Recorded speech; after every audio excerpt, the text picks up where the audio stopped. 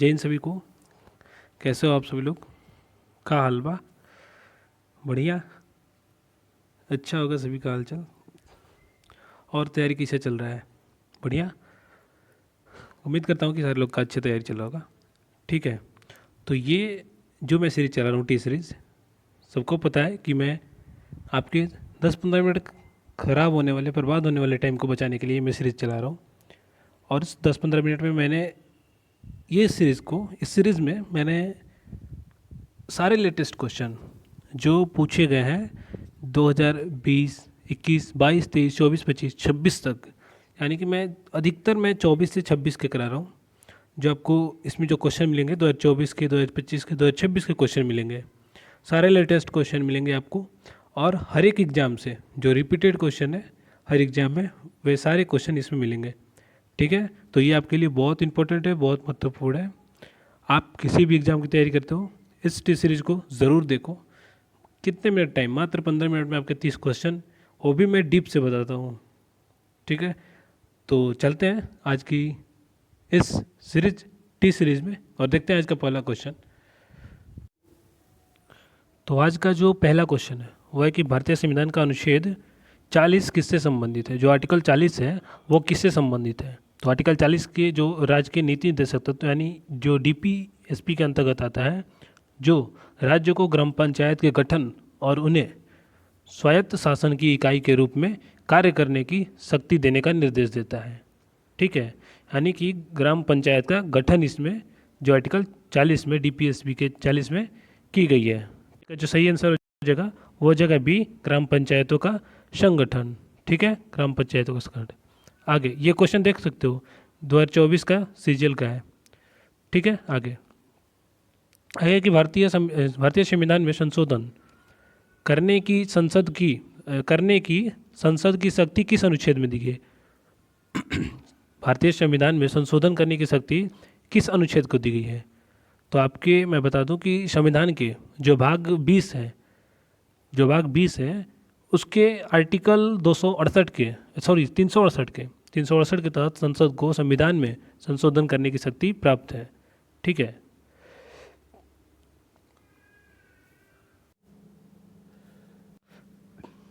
फिर से मैं एक बार रिपीट कर देता हूँ कि आपकी जो संविधान के भाग 20 के आर्टिकल 368 के तहत संसद को संविधान में संशोधन करने की शक्ति प्राप्त है।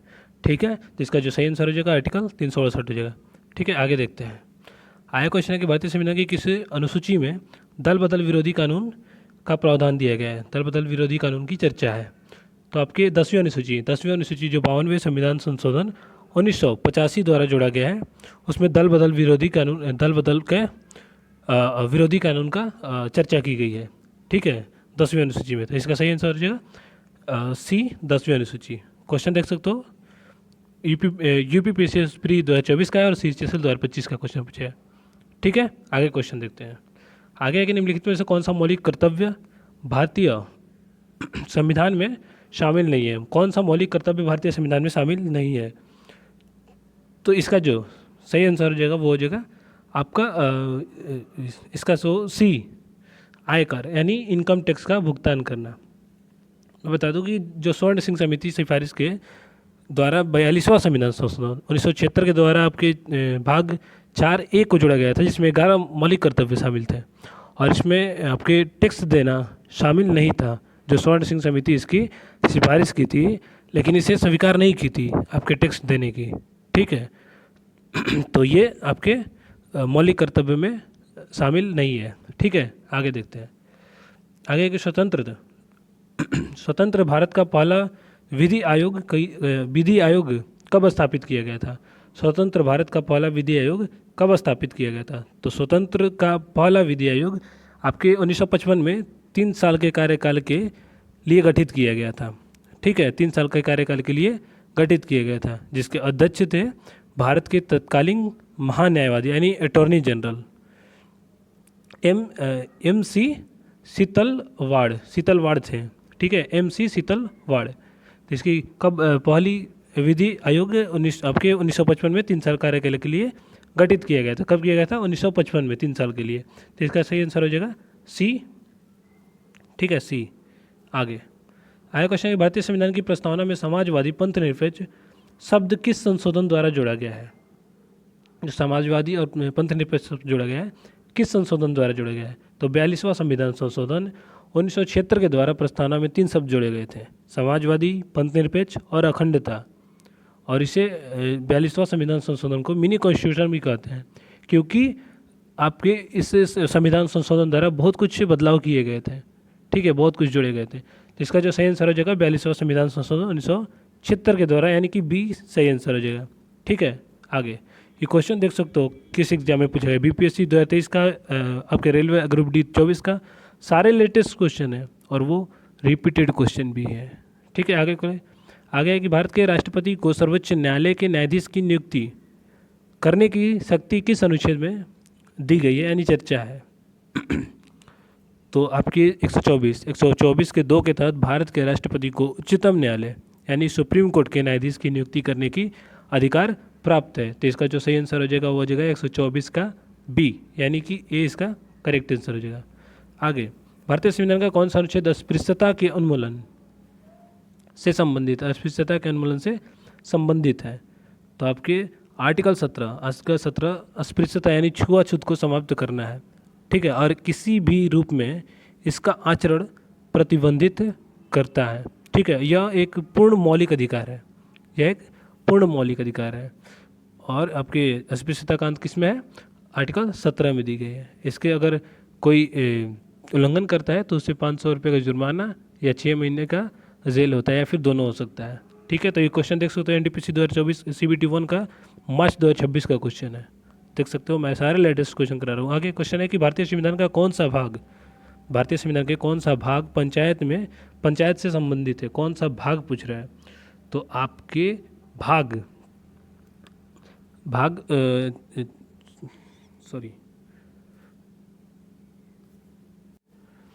तो आपके पंचायत से संबंधित भाग 9 है। भाग 9 जो है वो पंचायत से संबंधित है, जिसे 73वां संविधान संशोधन 1992 द्वारा जोड़ा गया था। ठीक है, 92 द्वारा जोड़ा गया था। और यही बात करें कि आपके 9 के ए में नगर पालिका से संबंधित है, 9 का ए जो है वो नगर पालिका से संबंधित है। तो इसका जो सही आंसर हो जाएगा वो हो जाएगा आपका भाग 9। तो इसका करेक्ट आंसर जो हो जाएगा ए हो जाएगा। ठीक है, ए। आगे, संघ लोक सेवा आयोग यानी यूपीएससी के कार्यों का विस्तार करने की शक्ति किसे प्राप्त है?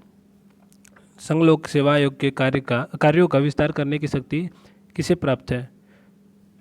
तो इसका जो सही आंसर हो जाएगा वो हो जाएगा आर्टिकल 321 के तहत संसद को यह अधिकार है कि कानून बनाकर संघ यानी संघ लोक सेवा आयोग यानी कि यूपीएससी के कार्यों के दायरों को बढ़ावा दे सकते हैं। तो कौन किसके पास शक्ति है? आर्टिकल 321 के तहत संसद को शक्ति है। ठीक है, तो इसका सही आंसर रहेगा सी। ठीक है, आगे कि भारतीय संविधान में समान नागरिक संहिता का प्रावधान किस अनुच्छेद में है? तो आपके ये जो है भाग 4 में नीति निर्देशक तत्व यानी कि डीपीएसबी में अनुच्छेद 44 कहता है कि पूरे राज्य पूरे भारत में नागरिक के लिए एक समान नागरिक संहिता लागू करने का प्रयास करेगा। किस कहते हैं? डीपीएसबी यानी भाग 4 के आर्टिकल 44 में है। तो इसका जो सही आंसर हो जाएगा वो हो जाएगा बी, आर्टिकल 44। ठीक है, ये क्वेश्चन देख सकते हो आपके स्टेट पीसीएस यानी एमपी पीसीएस 2024 का CHSL 2025 का क्वेश्चन पूछा गया है। आगे देखते हैं, आगे कि संसद के 2 सत्रों के बीच अधिकतम कितना अंतराल हो सकता है? संसद के 2 सत्रों के बीच, तो संविधान के अनुसार संसद के 2 सत्रों के बीच अधिकतम आपके 6 महीना आपका समय अंतराल हो सकता है, इससे ज़्यादा नहीं। अधिक से अधिक 6 माह समय होना चाहिए, यानी कि साल में कम से कम 2 बार संसद का मिलना अनिवार्य होगा। ठीक है, तो इसका जो सही आंसर हो जाएगा वो हो जाएगा 6 माह, यानी कि बी सही आंसर हो जाएगा। आगे, भारतीय संविधान में संसदीय शासन प्रणाली किस देश के संविधान से ली गई है? संसदीय शासन प्रणाली किस देश से ली गई है? तो ब्रिटेन। भारत में जो कानून बनाने की प्रक्रिया संसदीय प्रणाली है वो एकल नागरिकता है और द्विसदनीय व्यवस्था जो है ब्रिटेन के संविधान से प्रेरित है। ठीक है, ब्रिटेन के संविधान से, तो इसका सही आंसर हो जाएगा ब्रिटेन। ठीक है, आगे किस उच्च न्यायालय के पास सबसे अधिक राज्यों पर अधिकार क्षेत्र है? किस उच्च न्यायालय के पास सबसे अधिक राज्यों पर अधिकार क्षेत्र है? तो इसका जो सही आंसर हो जाएगा वो हो जाएगा आपके गुवाहाटी उच्चतम न्यायालय। गुवाहाटी उच्च न्यायालय, उच्चतम नहीं, उच्च न्यायालय का अधिकार क्षेत्र लगभग 4 राज्यों में है, असम, नागालैंड, मिजोरम और अरुणाचल प्रदेश तक फैला हुआ है। ठीक है, तो इसका जो सही आंसर हो जाएगा वो हो जाएगा गुवाहाटी उच्च न्यायालय, सी बी सही आंसर। आगे सरकारी नौकरियों में अवसर की समानता का अधिकार किस अनुच्छेद में है? सरकारी नौकरियों में अवसर की समानता का अधिकार किस अनुच्छेद में है? तो आर्टिकल 16 राज्य के अधीन किसी भी कार्यालय में रोजगार यानी नियुक्ति से संबंधित मामलों में सभी नागरिकों के लिए अवसर की समानता की गारंटी देता है। कौन सा आर्टिकल? आर्टिकल 16। तो इसका जो सही आंसर हो जाएगा वो भी हो जाएगा आर्टिकल 16। आगे भारतीय संविधान का कौन सा अनुच्छेद भारत के एक उपराष्ट्रपति के होने का प्रावधान करता है? भारत के कौन सा अनुच्छेद? तो आपकी आर्टिकल 63 यह स्पष्ट करता है कि भारत का एक उपराष्ट्रपति होगा, एक उपराष्ट्रपति होगा, और ये उपराष्ट्रपति राज्यसभा का पदेन सभापति भी होगा, पदेन सभापति के रूप में भी कार्य करेगा। तो इसका जो सही आंसर हो जाएगा वो जगह आर्टिकल 63 यानी बी सही आंसर होगा। आगे राज्य विधानसभा के उच्च सदन को किस नाम से जाना जाता है? राज्य विधानसभा के उच्च सदन को किस नाम से जाना जाता है? तो राज्य विधानमंडल के उच्च सदन को विधान परिषद और निम्न सदन को विधानसभा कहा जाता है। विधानसभा कहा जाता है निम्न सदन को, और उच्च सदन को विधान परिषद कहा जाता है। वर्तमान में यह भारत के केवल 6 राज्यों में है। ठीक है, केवल 6 राज्यों में है। तो इसका जो सही आंसर हो जाएगा वो हो जाएगा विधान परिषद, क्योंकि उच्च सदन की बात कर रहा है, और ये निम्न सदन की बात करता है तो विधान सभा हो जाता है। तो इसका सही आंसर हो जाएगा बी विधान परिषद। आगे भारतीय संविधान का अनुच्छेद 32 किससे संबंधित है? अनुच्छेद 32 किससे संबंधित है? तो अनुच्छेद 32 नागरिकों को अपने मौलिक अधिकार को उल्लंघन होने पर सीधे सर्वोच्च न्यायालय यानी सुप्रीम कोर्ट का अधिकार देता है। ठीक है, जिसे डॉक्टर भीमराव अम्बेडकर ने संविधान का हृदय या आत्मा भी कहा है। ठीक है, तो इसका जो सही आंसर जगह सी हो जाएगा, संवैधानिक उपचारों का अधिकार की चर्चा है आर्टिकल 32 में। आगे संविधान सभा के प्रारूप समिति यानी ड्राफ्टिंग कमेटी के अध्यक्ष कौन थे? संविधान सभा के प्रारूप समिति यानी ड्राफ्टिंग कमेटी के अध्यक्ष कौन थे? तो आपकी 29 अगस्त 1947 को प्रारूप समिति का गठन किया गया था, जिसमें कुल 7 सदस्य थे, और जिसके अध्यक्ष थे डॉक्टर भीमराव अम्बेडकर, और 6 आपके अध्यक्ष सदस्य थे। ठीक है, अध्यक्ष कौन थे? डॉक्टर भीमराव अम्बेडकर। ठीक है, कुल कितने सदस्य थे? 7 सदस्य थे इसमें। तो इसका जो सही आंसर हो जाएगा वो हो जाएगा सी डॉक्टर भीमराव अम्बेडकर। ये क्वेश्चन देख सकते हो, 2 एग्जाम में पूछेगा, CGL 2023 और NTPC 2025 का क्वेश्चन है।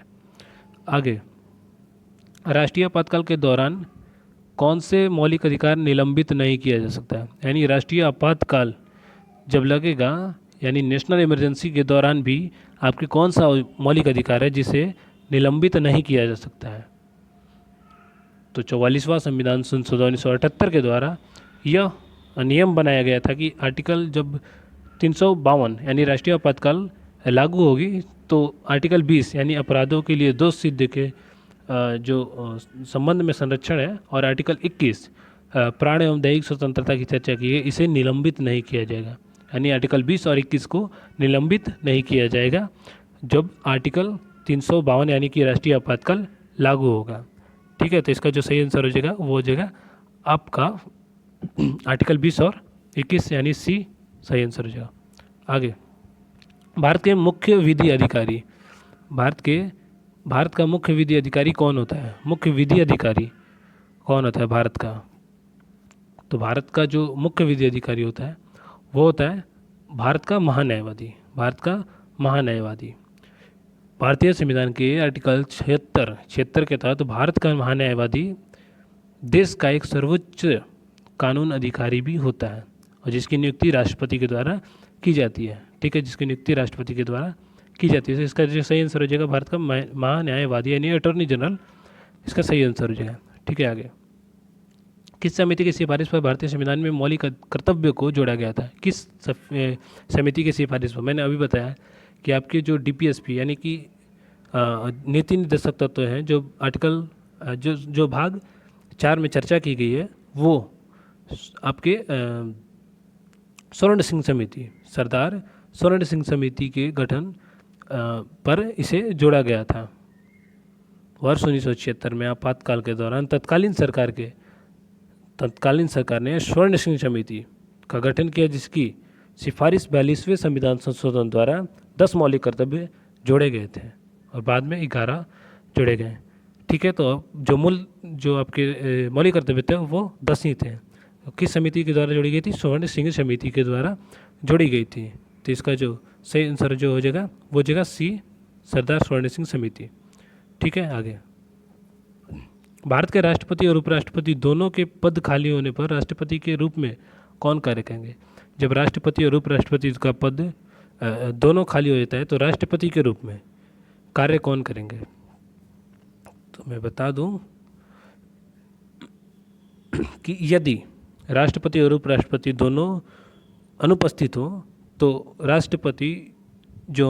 राष्ट्रपति उत्तराधिकारी अधिनियम 1969 के तहत भारत के मुख्य न्यायवादी यानी जो आपके मुख्य न्यायवादी सीजीआई होंगे, उन्हें कार्यवाहक राष्ट्रपति बना दिया जाएगा।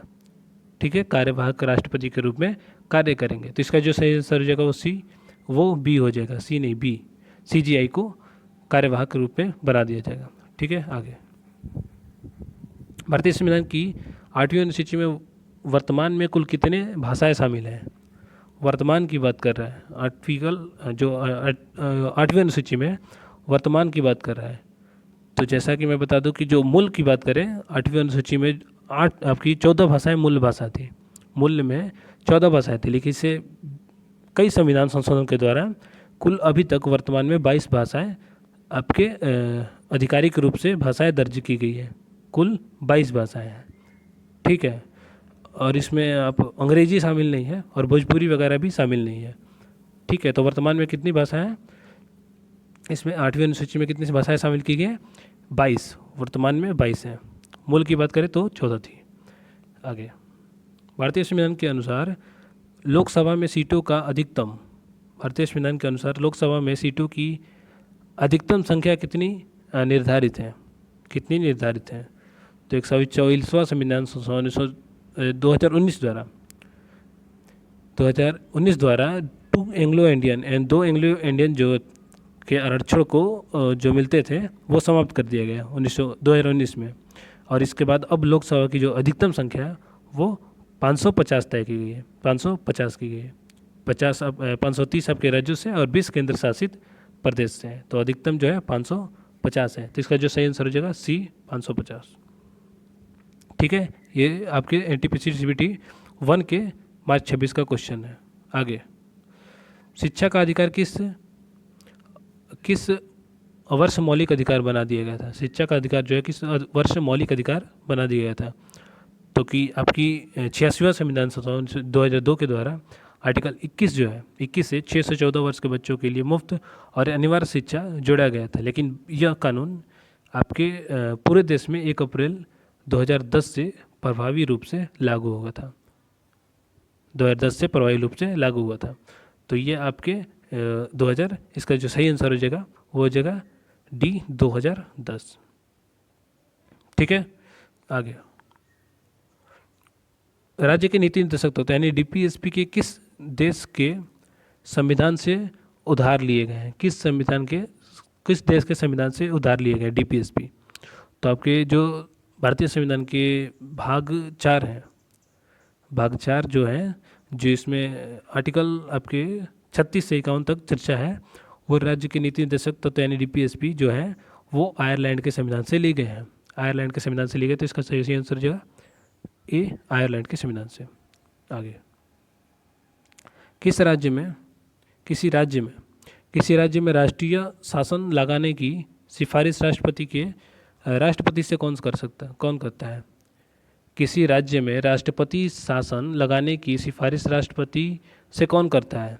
तो इसका जो सही आंसर हो जाएगा आपका 28 का हो जाएगा राज्य का राज्यपाल, बी इसका सही आंसर हो जाएगा। ठीक है, आगे।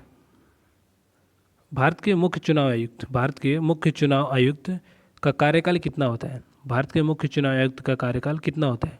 तो उनका जो कार्यकाल होता है 6 वर्ष या 65 वर्ष की आयु तक होता है। तो इसका सही आंसर हो जाएगा बी। आगे, जनहित याचिका की अवधारणा किस देश से उत्पन्न हुई है? जनहित याचिका की अवधारणा किस देश से उत्पन्न हुई है? तो इसका जो सही आंसर हो जाएगा वो हो जाएगा यूएसए से ली गई है। ठीक है, तो आज का आपका टी सीरीज का क्लास समाप्त होता है। ये आपके लिए बहुत इम्पोर्टेंट है। अगर क्लास पसंद है तो ज़रूर कमेंट बताएं कि कैसा लगा आपको क्लास। तो इसे इस क्लास को अपने दोस्तों के पास शेयर करें, अपने भाई बहनों के पास शेयर करें, ताकि वो लोग भी अपने उस 10-15 मिनट टाइम को बर्बाद करते से बचा लें। ठीक है, मिलते हैं नेक्स्ट वीडियो में। आज का क्लास बस इतना ही। जय हिंद, जय भारत।